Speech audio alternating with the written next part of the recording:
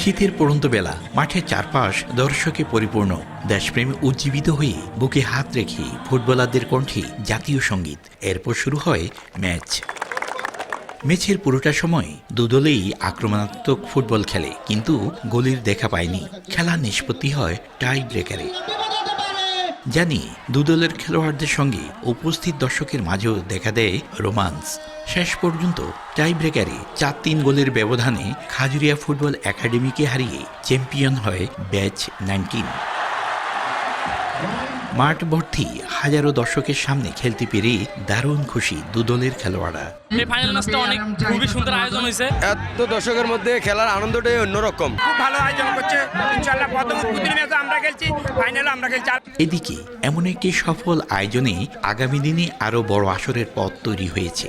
এখানে সৃষ্টি হবে জাতীয় দলের নতুন মুখ, জানালেন আয়োজক কমিটির প্রধান।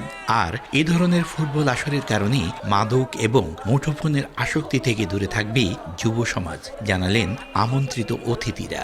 যে সহযোগিতায় এই সহযোগিতা ফরিদগঞ্জ ফুটবলকে আরো সমৃদ্ধ করবে এবং ফুটবলকে আরো জাগিয়ে তুলবে। ইনশাআল্লাহ ফরিদগঞ্জ থেকে জাতীয় মানের খেলোয়াড় সৃষ্টি হবে এই আয়োজনের মধ্য দিয়ে। এই ফুটবল টুর্নামেন্টের মেইন যে উদ্দেশ্য, মেইন যে লক্ষ্য, সেটা হলো গিয়ে আমাদের যারা যুব সমাজ রয়েছে তারা মাদক থেকে দূরে থাকবে, তারা মোবাইলে যে আসক্তি সেটি থেকে দূরে থাকবে। 16টি দল নিয়ে শুরু হয় Faridganj gold cup football tournament. Faruk Ahmed, Somoy Sangbad, Chandpur.